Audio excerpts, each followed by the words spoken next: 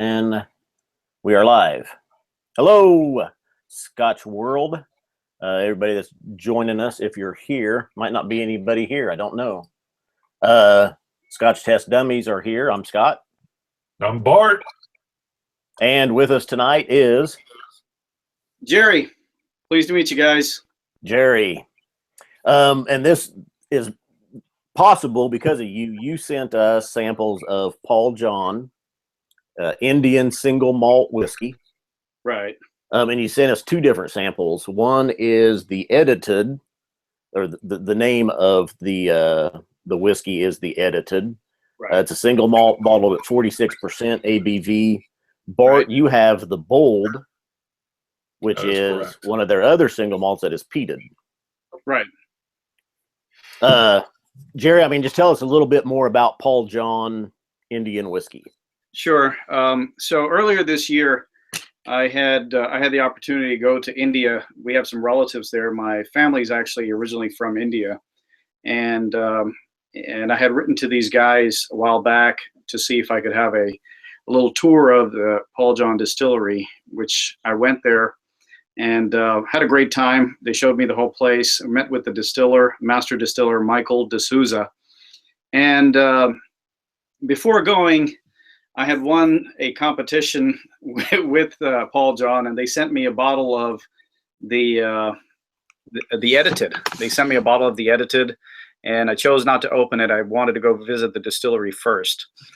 At the distillery, had some tastings, and I'm sure you know this. You get when you get that taste straight from the barrel, it's just there's nothing else like it.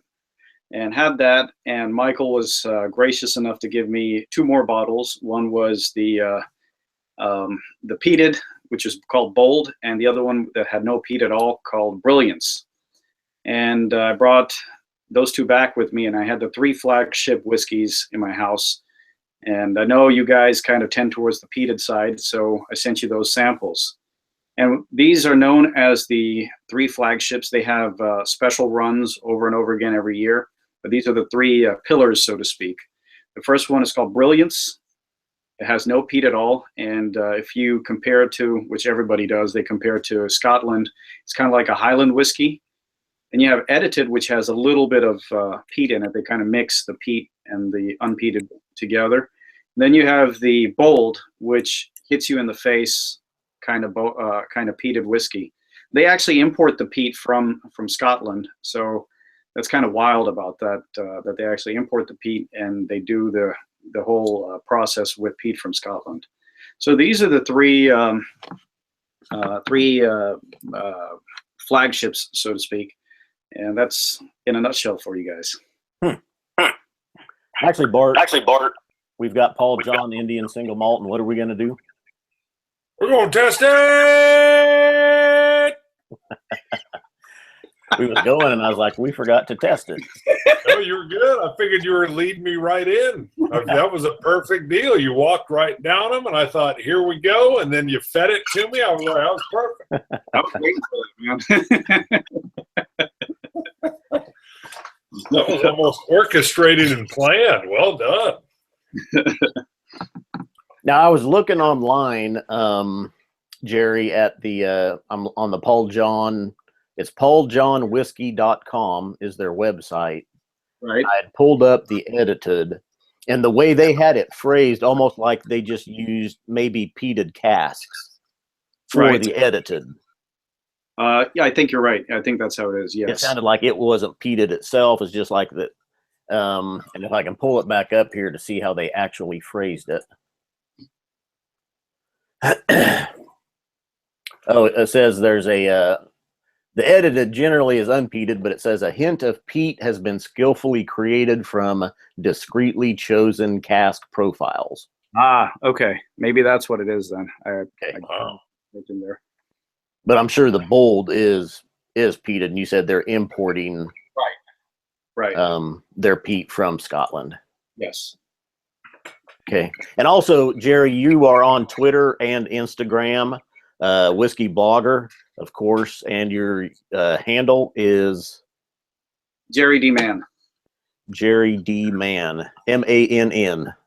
With two N's, that's right. Same on Twitter and And on Instagram. And then your website is, let me see if I can get this right. Yeah, D-Man's Whiskey Pages. If you just Google that, you'll find me. And if you just Google Jerry D-Man or D-Man's Whiskey Pages, you can find me on there as well. Okay. And, do lots of whiskey tastings, blah, blah, blah, news, whatever. Hey, Bart, Stephanie is asking if the Dummies are going to be at BGG Con. That's Stephanie Straw. One dummy will be at that convention. And tell her I'm bringing a couple bottles, so we'll have to link up, but there is nothing official. I am not running a tasting this year. You're scaling it way back, aren't you? Yeah, it got a little wild actually last year, and I could just, I actually talked to the two guys that kind of run that whole deal, and I could tell there was a little bit of nervousness, so I went ahead and dialed her way back. Why were they nervous? They were afraid of you or afraid of something else? Yeah, I think, well, he is a giant. Yeah, I am huge, first of all. So, they thought I might fall over or something. No, it's a real fun, laid back board game convention, and but there's a lot of Scotch and whiskey folks that attend in Dallas, and I did a room crawl, kind of like a pub crawl, but a room crawl, and it had been growing and growing, and it just exploded last year. But one of the rooms was apparently adjacent to one of the Palate rooms because it's right there by the DFW airport, and I guess there was some heated words between like somebody in a room and one of the pilots, and so I didn't want anything to distract from what the con was about. So there will still be some tastings going on, but it's going to be real low key, and I mean, we're talking just like me and a few people and whatever, nothing huge, nothing crazy. Stephanie does point out that it was a little wild. She says Jeff was nervous, and she says if you want to leave the alcoholics out of it, you need to charge some moolah. Yeah, and I didn't want to get into any money exchanging, any of that. So, well, you're not charging for the liquid; you're charging for the experience. Right, exactly. Right. Yeah, it was. Yeah, it was basically. It's a board game gig, and so I will share freely some of what I'm bringing, and that's what it's going to be this year. But yeah, it was. I mean, everybody told me it was awesome, but yeah, it got a little crazy. She knows Jeff as well, so I know him, and he was appreciative that I decided to scale it back. Well, you know how these board game guys could be, right? Oh yeah, it's just shy of an apocalyptic event. You add whiskey, baby, it's on. Yeah, you get a bunch of board gamers together, man, and once we decide to put the cardboard down and get busy, it's wild up in there. So what do you guys play? Is it like Monopoly? You know, that is a great question, and Bruno, I'm going to run with this because I'm not the one that initiated it. It's like, oh, no. I was going to say, oh, don't ask him that. Oh, my God. Yeah, I've got about 890 games on a shelf back over here. And a lot of games started coming over from Europe, from Germany, but now there's tons from all over the world. There's some wonderful games coming from Japan. Let's see. Needless to say, there's just tons. What about India? Any games coming out of India?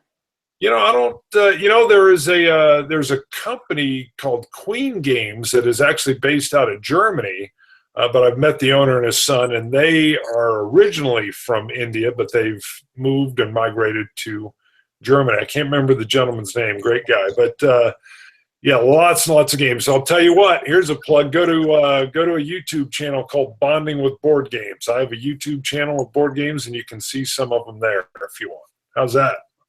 Is that it? Are you done? I'm done.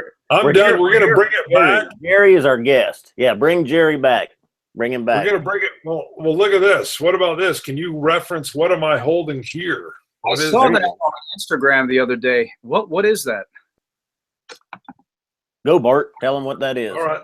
You got it. This is a challenge coin. This is a very large coin. It's got a It's kind of like a large poker chip, but it's covered in ceramic material. Bruno Scott actually designed this.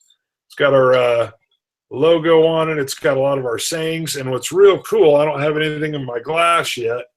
You can even use it, if I can get it up here, as a topper to even kind of keep your nosing sense in your Glencairn. But it's more like a challenge coin. We were both in the military. This is not a metal coin. It's a ceramic coin. But because of that, they can do all this styles. It's also numbered. This one happens to be 53. So, we got these up for $10. 250. Say again? Serial numbered to 250, our first order. And they're labeled cask 1 to show that that's the first batch, the first run. There you go. Say something, Bart, so they can see it. You got to be talking, Bart, so they can see it. Well, I muted myself so that you wouldn't see me popping back, and I forgot to unmute. So there you go. It says cask 1 on the side. It's got that cool deal. And then you got the little 2 flip sides here. So it's just kind of cool. You throw them in your pocket. Get your sample poured there real quick. Let me bring up a couple of we got a lot more comments coming in again. Jamie Beaver's back, Bart, and he's joining along. He has the Paul John 6-year cask strength. Oh wow! That he's drinking with us. He's got one of the nice ones. Jamie has a lot of nice whiskeys. Go ahead, Jerry. Show that bottle again. All right, here you go, guys. This is Paul John, edited. And I'm going to pour out a little dram right now. And again, for those just joining, we are with Jerry at Jerry D. Mann and Paul John Indian Single Malt Whiskey.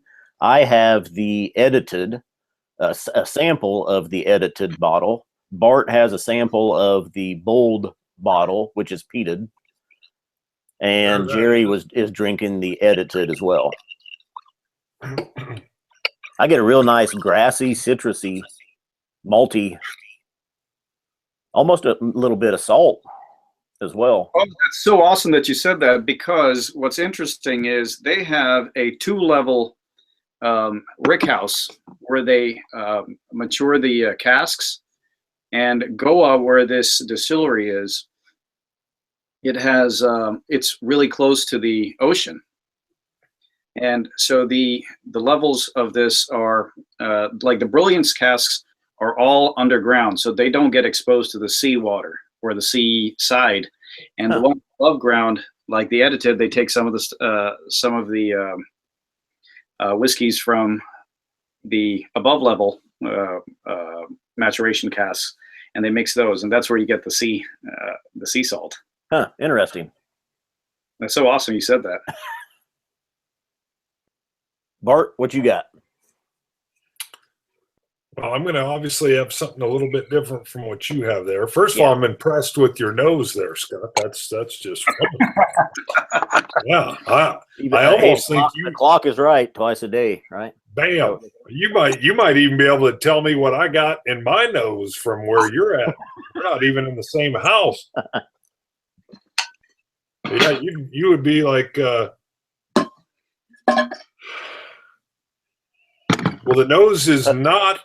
This one's peated. It's got a peated cask in it. It's not overpowering. I'm not really getting any kind of peat on the nose at all.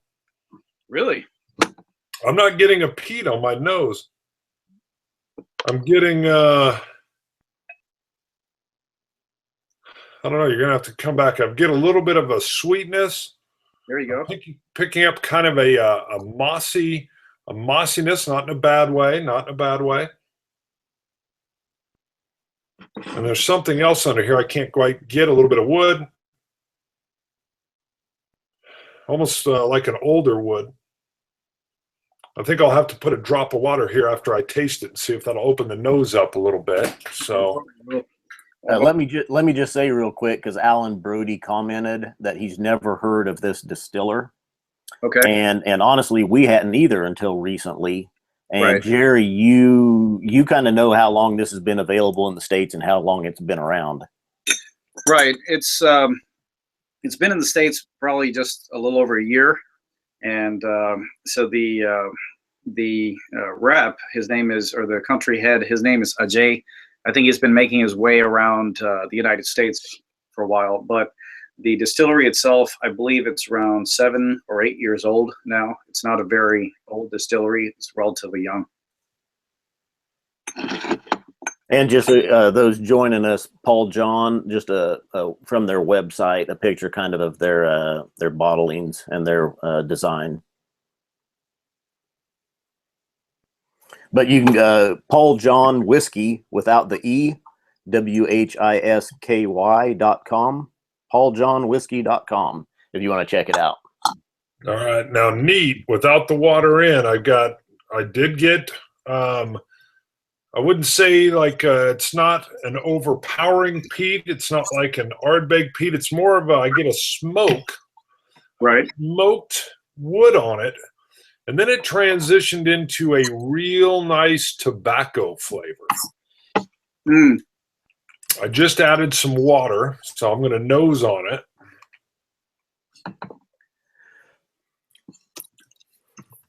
Yeah, definitely on the edited. A lot of that saltiness comes through on the palate. There you go. Maltiness, citrusy. I'm getting a touch of cocoa. Cocoa? A slight touch of cocoa. Now, to Bart's point, it doesn't have that hit you hard Lagavulin kind of, or Ardbeg kind of, what do you call it? Peat. So what's interesting is they get their peat from 2 different parts of Scotland, which I did not know they did. They get some from Islay and some from somewhere else, and I can't remember offhand. I'm trying to find where they get the other. Aberdeen. That's right. Aberdeen is the other part, so that could be the reason why you're not getting that really heavy Ardbeg kind of peat. Yeah, the peat's definitely layered in there. Again, I get a really nice, with the drop of water, it's still a tobacco, a pipe tobacco almost flavor. Right.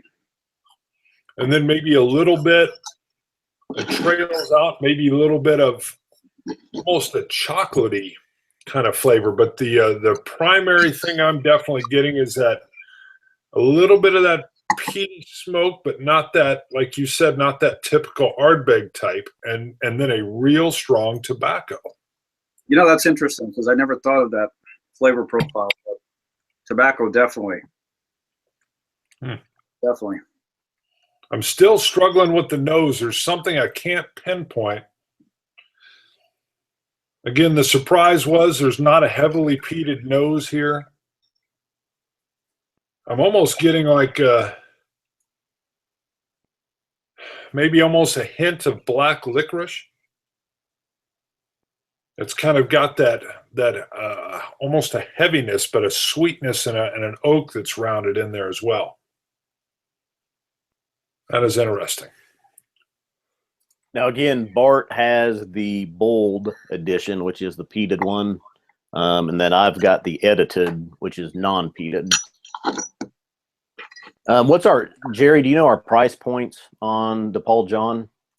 You know, I wish I could say yes, I do, but unfortunately I don't. I haven't. I was lucky enough to get these for free from, like I said, I got 1 bottle from Ajay, then 2 from Michael, and then when Ajay saw that I was handing these out, he was kind enough to give me a couple more bottles. And like I told you before we started, unfortunately, I didn't get a chance to send them out to you yet. Otherwise, you guys would have had a sample of each.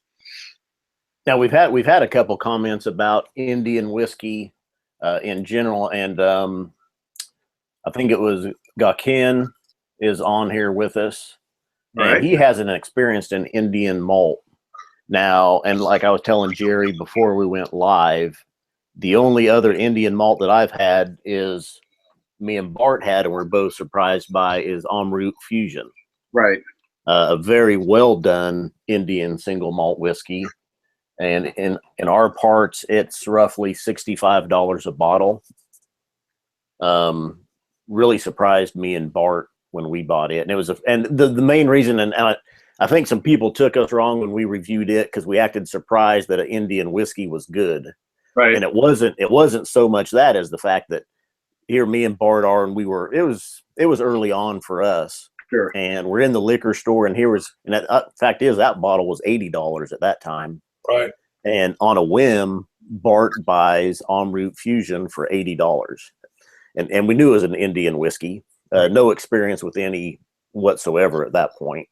And when we opened up that bottle and tested it, we were both just floored by it, and more surprised just that here we are at that point spending $80 on a whiskey we knew nothing about. Right. Well, Yeah. I think you guys were well in the realm of being surprised, because traditionally speaking, Indian whiskeys were made from molasses. And that's why lots of people were surprised when they hear there's a malted whiskey coming from India. And Amrut definitely put that myth at bay and put India on the map. I think it was it 2003 or something when Jim Murray made the big hullabaloo about Amrut and really, really kind of sealed that. And now you have two more distilleries. One is Paul John, and I can't remember the name of the third one that makes malted whiskeys in India. And they're all, I haven't tried the third one, but I'm very impressed with Amrut and Paul John right now. Mm-hmm. Now, we'll tell you, we were talking about the edited is an unpeated version. However, they do say in the description that it has a hint of peat that's been skillfully added from their hand-selected barrels. And I'll tell you, I just got literally a slightest hint of peat. Hint, right? I'd taken a swallow, and as I took a breath in through my mouth, I got it. The peat was just a very slight hint of peat. Right. Did you use my breathing technique? It was the open mouth breather. Well, it's funny you said that. It took me a long time to learn it, and I believe it was who was it? It was Jonathan Wingo, who is the rep for Balvenie, that taught me that. How if you keep your mouth open when you breathe in, it reduces the alcohol burn on your on the nose, and that's what I do all the time now. In fact, now that we talked about Balvenie, sorry, I know we're talking about Paul John here, but I have to give a shout out to those guys. It's the same thing that when I met with Scotch Trooper a couple months ago, it was the same thing that he said. I have to say the same thing. It's what converted me from a Scotch drinker or a whiskey drinker to a whiskey lover was definitely the Balvenie. And shout out to my friend out in London, England. He brought me a bottle of 17-year single barrel, I believe it was, a single barrel Balvenie. And oh my God, we finished half of that bottle that night when he came down. And the only reason why we didn't do the entire bottle was because he had to catch a flight in the morning. So Wow. Yeah, that guy needs to come by Wichita.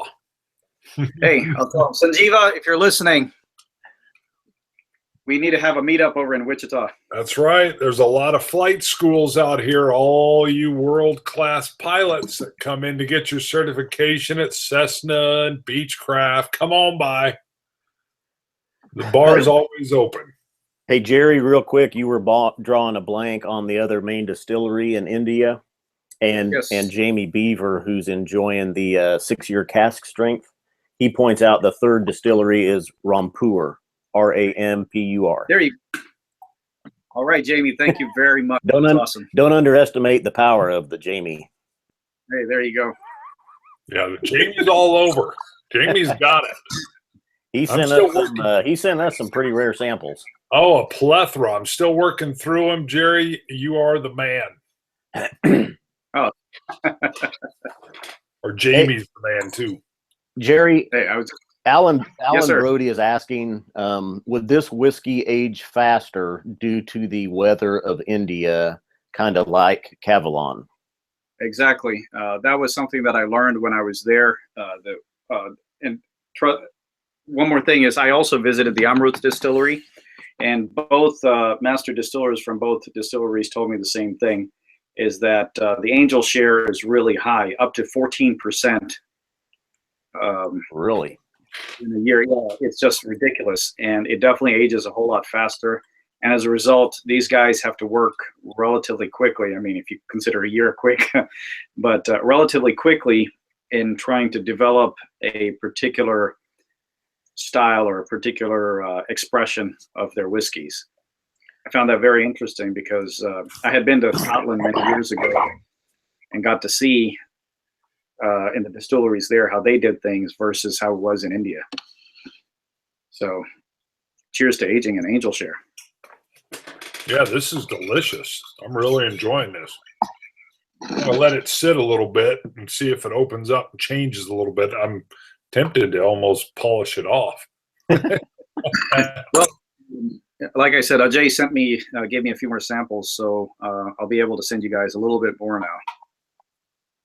I'll tell you, I'm really impressed with the sample that I've got of the edited as well. Very, very full, very flavor. A little bit of clove just came through, citrusy, bit of salt, just a slight hint of peat on the finish. I like that salt characteristic, to be honest with you. To me, that's kind of makes it pop, makes it very different. I saw in the back, Bart has a box over there with a Brook Laddie. I had a bottle of Laddie 10 many years ago, and it kind of had that salt profile that would just pop through while you're drinking it. Yeah, it's surprised. The first time we had one, which was probably Oban, was one of the first ones that I had. And I learned that just aging, you know, by the ocean, how some of that salt comes through the cask into the liquid. Right. I was shocked to find that out myself. I couldn't believe it until you actually taste it. You're like, yeah. Yeah. It really does. Yeah, you get a little bit of that brininess. Oh, I just remembered. I need to put on my wee bonnet and give it out to Ralphie. Ralphie.com. I always loved him. So when Hello, I started, multi-mates. all you multi-mates, drum. Hey, stop laughing, you cheeky bastard. Now I thought you were going for the Batman mask. I forgot Batman. I might just go out there and pull out my Batman mask. But when I started getting into whiskey, you guys and Ralphie were the ones that I started watching because there wasn't much out there, and it was nice to see. Like, Ralphie seemed to be an authority, and then you guys, I love the way it was like, test it, and got to see the expressions of y'all when you first started. You know, you opened up the bottle for the first time and started testing it out right then and there. To me, that was so cool because it was kind of a whiskey discovery journey that I was going through myself. So, to you guys, Slimes and Dummies. That's the catchphrase. There you go. There you go. Well, we've just been doing videos for a little over 3 years now, and I can tell you I've learned a lot. Yeah, definitely. And I think Ralphie was one of the first ones I'd watched as well. And then I'd seen, oh shoot, who else? What's the nose? Hey, there we go. Holy moly. Holy nosing, Robin.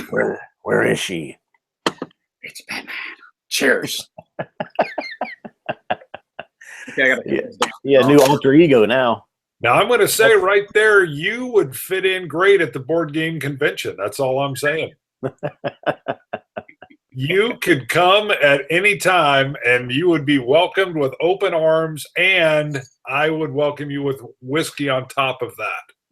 So here's another thing why I love you guys, okay? And it's that there's no stuffiness involved with drinking whiskey. I mean, a lot of people have come up to me and said, well, Jerry, I can't afford it. I can't this, I can't that. And you need to have tweed jackets and a leather chair. That's a load of crap. It's all about getting together, sitting together, enjoying a drink, and just chit-chatting. And that's what I loved about you guys. There was no stuffiness. Exactly. A lot of whimsy, no pretentious, a lot of dumb. There's a lot of dumb going around. I'm kind of stuffy sometimes, but that's because I got to hold Bart back. I'm like the producer and the editor. I've got to like reel them in once in a while. Right. And Bart, early on, Bart gave me full control on the content, basically. Without a doubt. Yeah, because right here, first of all, if Scott wasn't here, we would still be talking about a board game. I'm just letting you know right now. Yeah, once you said Monopoly, I would have been like, I would have gone way down the rabbit hole. But again, with Scott here, pull you back. And I'm going to point out, Scott writes cool things on his dry erase board that have to do with Star Wars in the background, which always intrigues me. I saw that, the death mark. Bam. There you go. It's not an easy thing to live with. Hey, let's look going through the comments real quick. And again, good comments coming in. Sorry we can't address them all. Scotchology has joined us. Hey, Scotch. Adam. Yep, and they said thank you. You'd sent them a sample of the bold. So they said thank you for that. It's a fascinating dram, they said.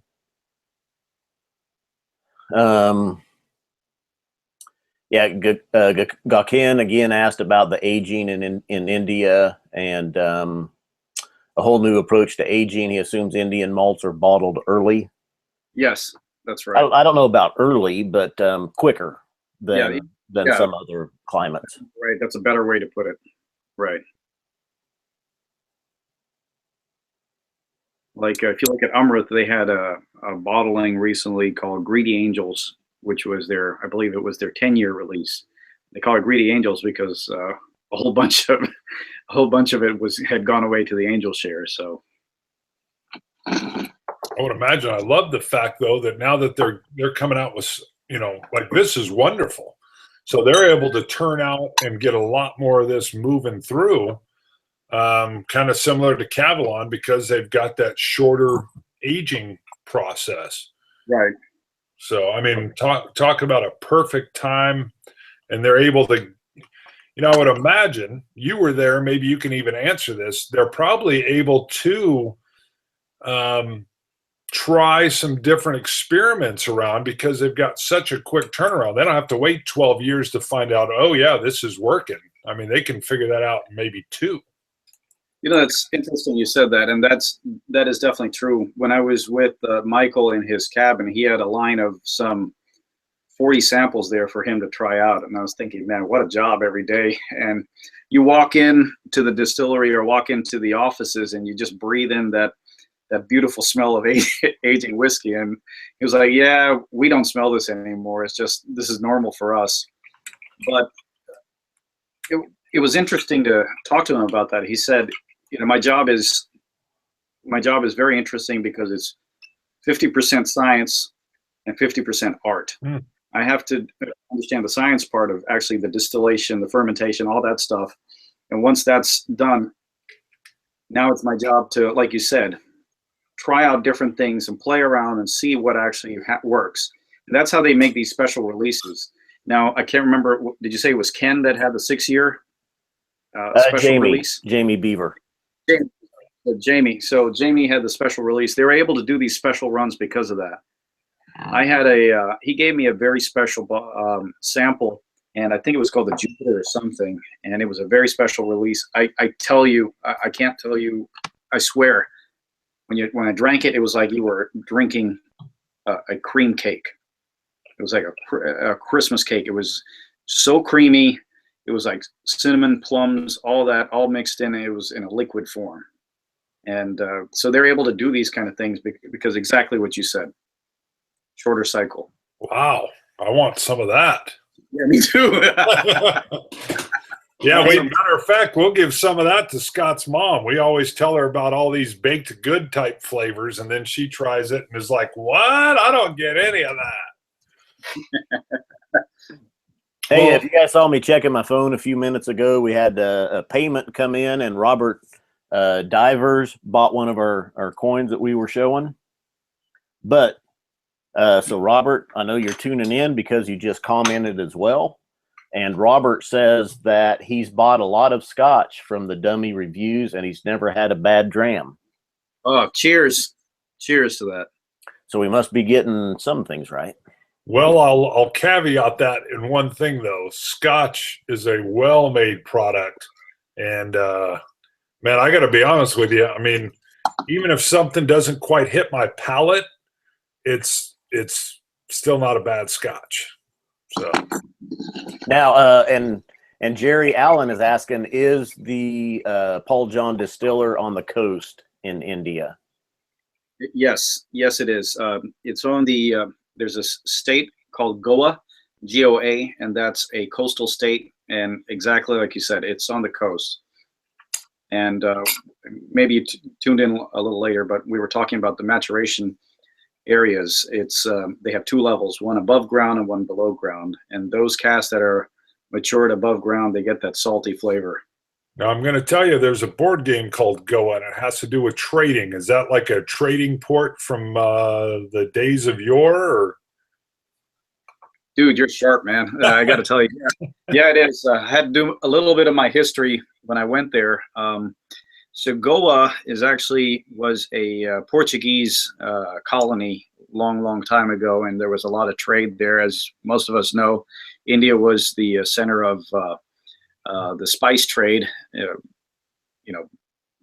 God only knows how many years ago, but Right. And Portugal had their station there, and it was a Portuguese colony.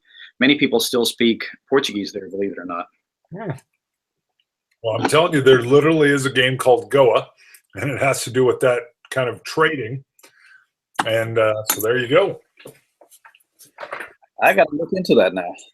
Yeah, it's actually been out for a year. I think I've only played that one once, but it rates highly. You better bring me back, Bruno. I'm going on board games again on the Whiskey.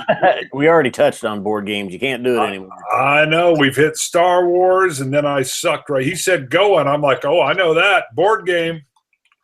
Stephanie Straw is tweeting on it right now, guaranteed. She had to say bye. She had to leave. She was going to bed. There you go. I'm going to see her in a week down in Dallas. Heck, I'm going to see her in 2 days down in Dallas. Have you ever played Go?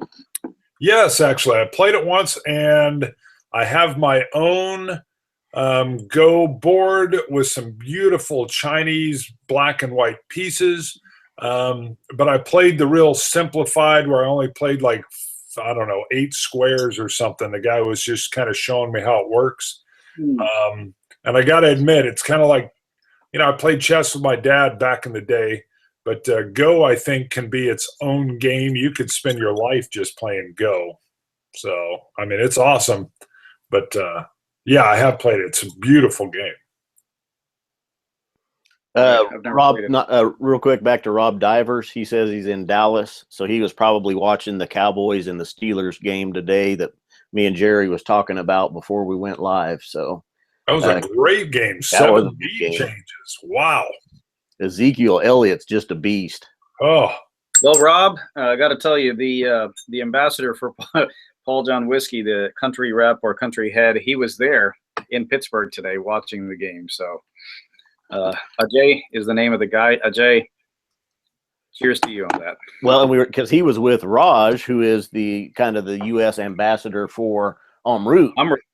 Right. So, and they had Instagrammed and tweeted out a picture of them in Pittsburgh probably before the game. Right. Yeah, that'd be 2 guys I'd like to hang out with. Well, we got to get Raj on the show, too. We got to get Raj on the show. Yeah. He's a cool guy, man. He is. And Ajay.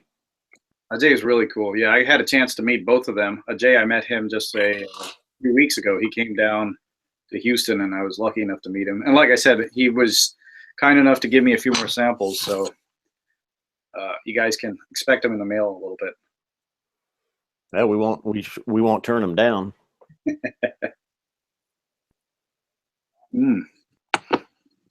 Those joining us are coming in late again. With us is Jerry, whiskey blogger, known as, or on Twitter and Instagram, he is at Jerry D Man, MANN. Do you want to show your card again, Jerry? Sure. So coming in late. So all you guys who are coming in a little late, it's Jerry D Man at D Man's Whiskey Pages is my website, and just Google D Man's Whiskey Pages. and on Instagram and on Twitter, Jerry D Man with 2 N's. And just Google Jerry D Man or D Man's Whiskey pages, and you can find me. Thanks for the plug, guys. Yeah.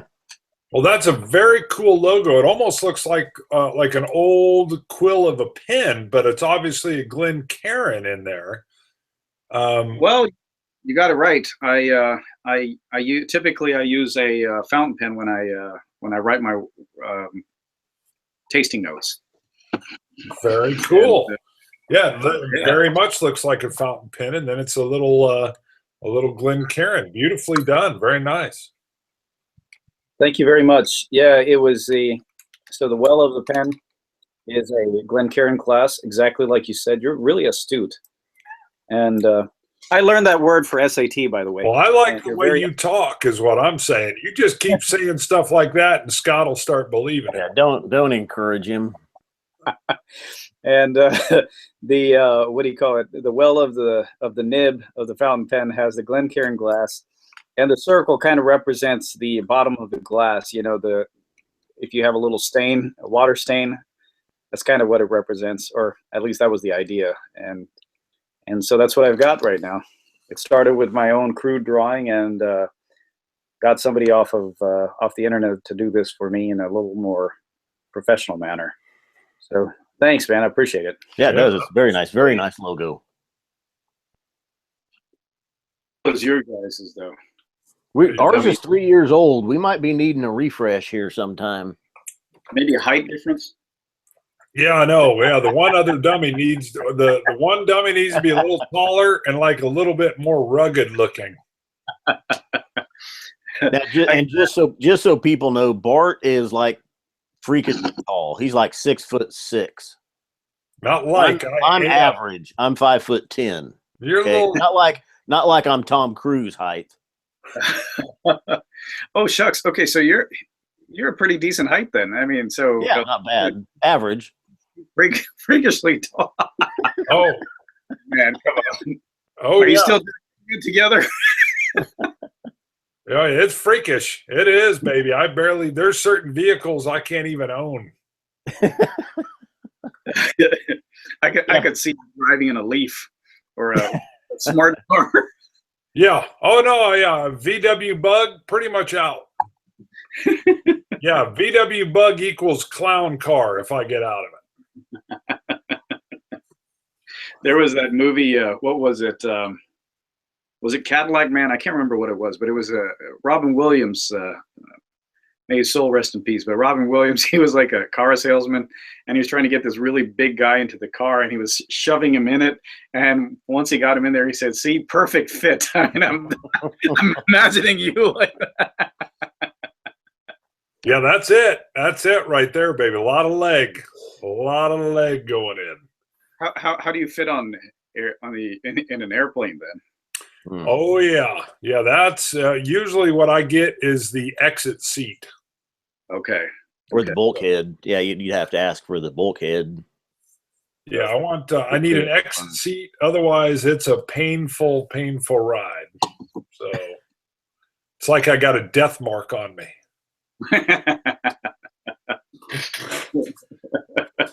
Jerry, how did you get into blogging about whiskey? What brought you in? Good question. So it started with, I've been drinking it for a while and sort of talking about it with my friends, and my friends kept asking me questions about it, and I started posting my pictures. I had a separate album on my Facebook page, and my friends started asking me even more questions about it. They would call me up or send me a picture saying, "Hey, Jerry, I'm thinking of getting this. What do you think about it? What do you know about it?" And finally, somebody said, "You need to start blogging." And I didn't take it very seriously. I got into the Twitterverse for a while. That's where I met you guys. We started interacting over there. And I got to see your shenanigans in real time over there. And finally, I said, okay, let me just do it. I've got a lot of requests. Let me just bite the bullet and start the blogging. So I started. It was about a year now. It's been about a year since I started. I started in October, I believe, of last year. And it's been fun. It's work. You don't get paid for it, but it's something that I just enjoy doing. Mm-hmm. Well, you need to start video reviews on YouTube, and you get like $20 a month. No. Makes it worth it. Huh? Yeah, you get a big old, you start off with about 32 cents a month. Yeah. It takes 3 years. It takes 3 years of work to get up to the 20. You combine all that and you can buy not much, right? That's right. Yeah, you can get a couple T-shirts and like a logo without a professional design. Is what you Yeah, Whiskey Whistle has joined us, and he says it's nice to hear you, Jerry. Hey. Nice to hear what you sound like. It's a pleasure, Mr. Whistle. I believe he's in Korea, right? Yeah, Seoul. Korea, you're right. Uh-huh. And I Really? can't remember my Korean now. Oh, I can. Annyeong haseo azumani. What are you saying? I said, basically, nice to meet you, sir. That's probably what you think it is. But Oh, you're no. probably wrong. Annyeong Probably haseo messed it azumani. Or maybe he's Adashi. I can't remember. Adashi is male or female. Azumani or Adashi. Hey, Laddie has just joined us real quick. He commented, "Good morning from Holland. Just a quick hello because he's off to work. He'll view us later." Awesome. So he just had to come in and say hi. Here's Ilade. And I think I say Romboot, Mastenbrook. You guys want to take a guess at Laddie's pronunciation? Romboot. You're right up. He just mailed me some peated barley seeds. That's right, from the Brooklotti distillery. Yep. He's got a package coming to me right now. He's a good man. I told him he's awesome. Yeah, that's cool, man. That's really That is cool. I'm going to put it in a little sample. I'm going to fill him in a little sample bottle just so people can kind of see where the beautiful spirit comes from. That's so cool. Scotchology commented, he said that was just about the most surreal thing he's seen in a while. But what Scotchology? I was just going to say it's a real thing. Yeah, me breaking out some Korean is what he's talking about. I'm telling you. And Rombout, he spelled his out. It is Rombout. Rom is in CD-ROM and bout as in about. So Rombout. Okay. I was over in Daegu, Korea for just a couple weeks. Touched on Seoul. I think I took a train into Seoul for a day. I used to fly through there quite a bit, going from India to Korea, India to the U.S. and back, and flown through there a lot. Picked up a little bit of Korean. But There you go. Oh, Bart speaking Korean is what Scotchology was referring to. As That being is what I surreal. told you. I told you. Now that is freakish. A 6'6" tall white guy speaking Korean Kamsamnida. with a beanie on his head. Kamsamnida. I remember that one. Yes.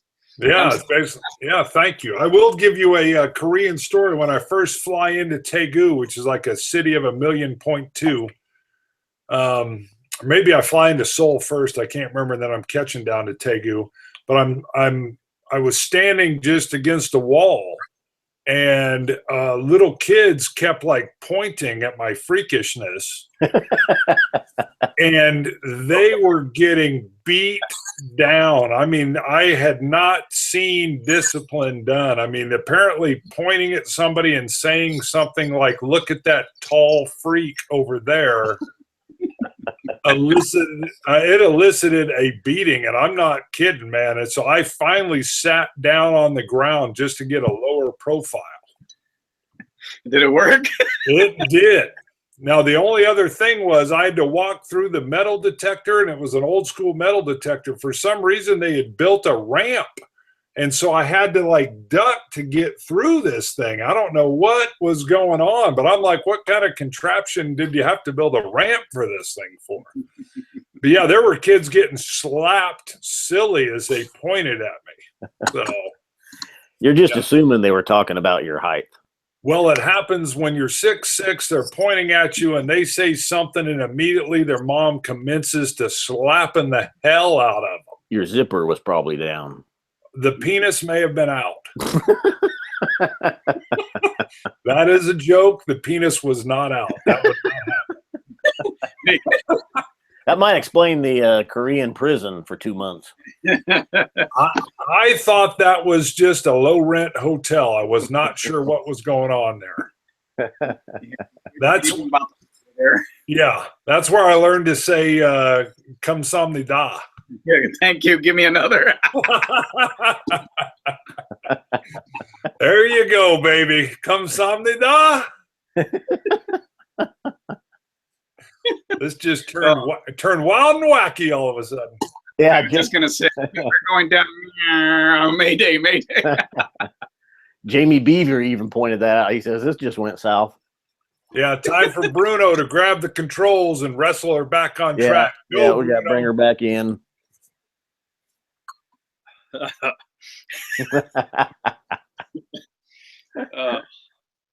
So how long have you guys known each other? 21 years now. 95, is that when you moved here? Yep, 1995. It was actually late 95, like November-ish. Yeah, maybe even a little bit later, because we worked in the same office and we got partnered up. And we've told the story, but right away we get partnered up, and he tells me, he's like, he has to make a confession since we're talking about kamsamnida. He starts off with, hey, first of all, I'm a Denver Bronco fan, football, and I love Star Wars, and I don't mean a little bit, I mean a lot. Yep. And I was like, what? Me too. And then I proceeded to pronounce Tatooine. I called Luke's homeworld Tatooine, and I've been mocked for 21 years for that one statement. Did you really say Tatooine? I did. I know. Yep. I said, yeah, Luke's from Tatooine. And he goes, you mean Tatooine? I go, I don't know what the hell you're saying, but I'm talking about the planet with two suns, and it's called Tatooine. Yeah, I was 25 years old before somebody told me how to properly pronounce Luke's home planet. There's a nugget.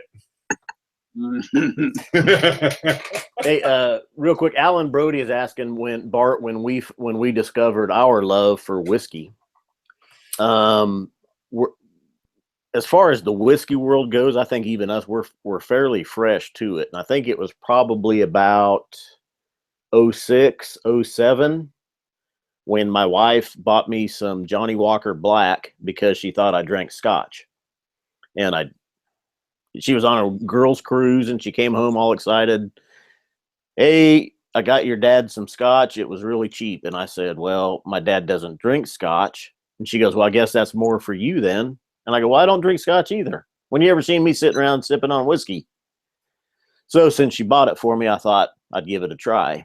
And, at the time even, and I've said this before, I would put, this much Scotch and about this much water or ice on top of it. Right. And over time, and so I started drinking. I was like, that isn't too bad, really. And so over time, though, that water just started coming down to where now it's just Scotch or whiskey with just a little touch of water. And Bart, you had about that same time.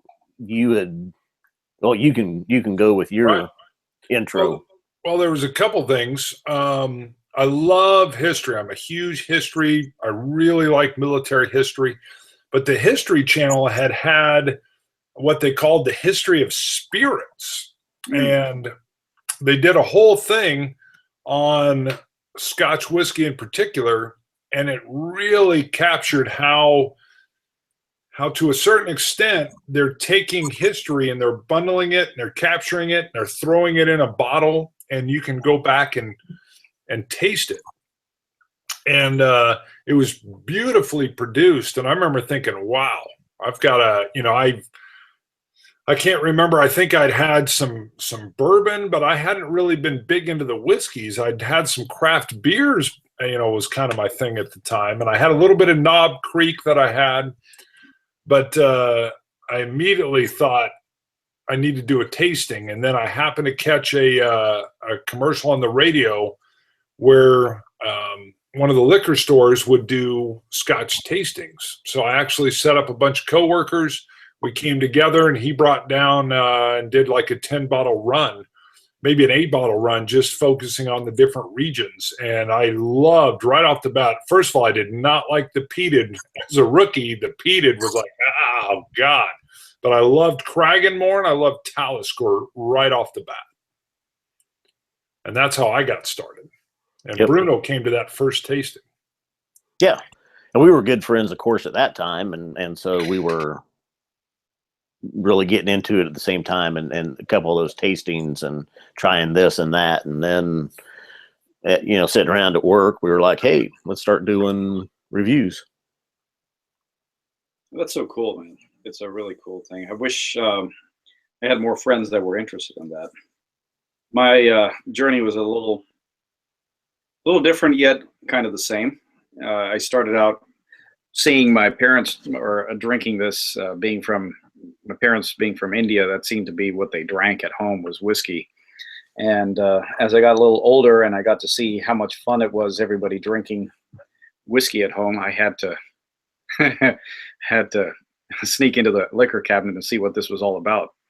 And I remember one day it was Dewar's White Label. I remember it was, the big one with the handle on the side. It was one of those. And my parents were doing something, or they were somewhere, they were not in home, something. I went in there and my brothers were watching me. I said, I'm going to taste it. I turned that and put that in my mouth. Oh, exactly. Ew. And I thought, oh my God, what the hell is this? It was liquid fire I was drinking. And then in college, it was, started drinking more in college. Crown Royal was my drink of choice, and it was more about getting drunk and that sort of thing. But as I got older, I wanted to learn a lot more about it and understand why people drank it. And, to Bart's point about the history side, I was just amazed at how much history was involved with this. And Scott, you were talking about, this much of Scotch and that much of water. I mean, that's how Winston Churchill drank it. I mean, it was all of this there's so much history behind all of this. Little by little, you want to start trying different ones. And like I told you, Balvenie was what made me into a whiskey lover from a whiskey drinker. I think the first single malt that I remember having was a Glenmorangie. And, the bottle that I had was a Glenmorangie. The first one I had, single malt I had, was a Macallan that my brother bought me for my birthday. He bought me a couple of shots of it. And what did I do? They were like really expensive shots. I slammed it down at a bar and didn't know what I was drinking. I was like, oh yeah, good, whatever. Had no idea. Little by little started learning, and here we are drinking amazing whiskey with each other. So that's right. Cheers, guys.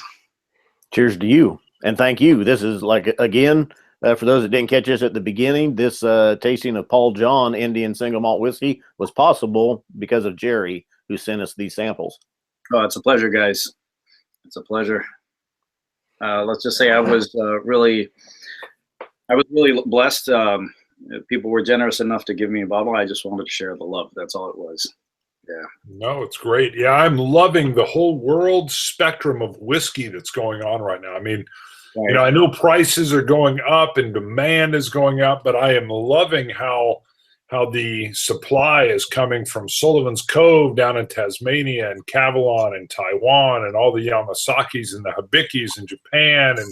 And you've got the Amrut and the Paul Johns. And I mean, it's just, the bourbons and the ryes. I mean, I think we're living in a wonderful, wonderful time. I mean, I'm just thrilled that we're even able to review these. And thank you, because this is the first time I've had the Paul Johns. And, it was quite the experience. So thank you for sending the sample. Oh, you're welcome, brother. And amen to what you just said about that spectrum. Amen. It's a great time to be living right now where we can try out all these things.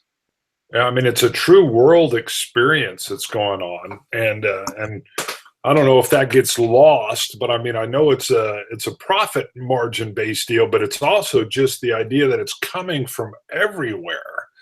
And it's just wonderful. I mean, all the Irish whiskeys that are coming back up, just phenomenal. I mean, great times. Well, hey guys, we're right at our hour mark, almost a minute away. Do you want to score this? Now, I will lead into that. I'll just say I hate to score off of a sample. Usually I like to have more. This is very tasty. I can tell you this is approaching a 90, if maybe a 91 for me. The Paul John edited. Yeah, I'm going to hold off. I'm not going to give it a number score. I don't believe it would be fair at this point in time, but I loved. Well, give us a range. You can give us a range. That's what I say. I hate to do it off of a sample. It's around a 90, somewhere in there for me. Very good. Come on, Bart. Well, I'm not going to give a number range even. I'm not going to bend it. Someone has a gun to your head, and they're saying you got to give a range right now on this whiskey. Gun to my head, I do a quick gun grab, reverse the grip on them, and all of a sudden there's no longer a gun grab. Yeah. Hey, baby, I spent time in a Korean prison. I can handle that. All right. Well, Jerry, have you already blogged your reviews of these? Where do you score, and where are you at on these? So I do score them, and the only reason why I score them is for myself to know where I would like it. But I haven't scored these yet. I did do very quick reviews, but I would be putting this the edited. I would put it in the mid 90s, probably between 94 and 96. Wow, real high. And probably very similar with the peated as well. Maybe not as high, maybe a little lower in the 93 range. Okay. Probably where I would place it. Well, I can tell you as a non-smoker, it may seem odd, but I actually really like those tobacco flavor notes, that pipe tobacco. Scott knows because I've mentioned it. It kind of takes me back when I was real young. My grandfather would smoke a pipe. Right. And it reminds me of that. And I mean, so that's kind of what it harkens me back to. And that's one thing I really love, that I can be drinking a liquid and smelling somehow the taste of that pipe tobacco. So that's what I really enjoyed on that sample. Well, I'll be sure to send you some more now that I got I got a little more to send. All right, real quick, let's just do an is it worth it? We were getting some price quotes. People were looking as we were talking, and really these were coming in the $50 to $60 range. People were saying online. Worth it. That's worth it. Yes, I will tell you the edited version. If this is $60, it's worth it. So it's probably even 70 to 80. I'd agree with you there. Well worth the price. I would go out and buy this myself. Yeah. Yep. Definitely. If you see it on a shelf, go grab it. All right. Well, hey guys, let's roll through a few names here. We've had some leave for everybody that joined in real quick. Then we'll sign off. But Alan Brody, of course, was here. We commented to him. Scotchology, Eric Gilbert, Whiskey Whistle, Dan E, Frank Lampard, Gakin. Who else did we have? Scrolling back through, these guys were really talking it up. Jamie Beaver was here. Ron Bow, Whiskey Whistle. If I didn't mention him, I think I did. Malted in Montreal. Right, Canadians. Mike Nightful was here. I don't know if he left. Matter of fact, a little bit ago, I think. Stephanie Straw was here. Luke Grantham, if you're still here, thanks for tuning in. Rob Divers. And these are people that were commenting. These might not necessarily be everybody that was watching, but these were at least commenting. Wizard Soup tuned in briefly, or for the show anyway, or maybe for the whole show. I hope I got everybody. Just scrolling through the comments real quick. I'm going to add in that Wizard Soup would also be a friend at the board game convention. Oh, yeah. Put that on your name tag. Bam. You're a friend to everybody at the board game convention with the name Wizard Soup. Fletch U was watching earlier. He was multitasking, also watching the Pats game. I thought you were going to say crochet. No. All right. Well, that's it for everybody I got anyway. I hope I didn't miss anybody that commented. Thanks everybody for tuning in. Jerry, hang on. When we hang up, we'll still be on the air here with each other. All right. And Bart, I'm pointing. Oh, Scotch it, you Scotch gods. Cilantro, dummies. Lonza dummies.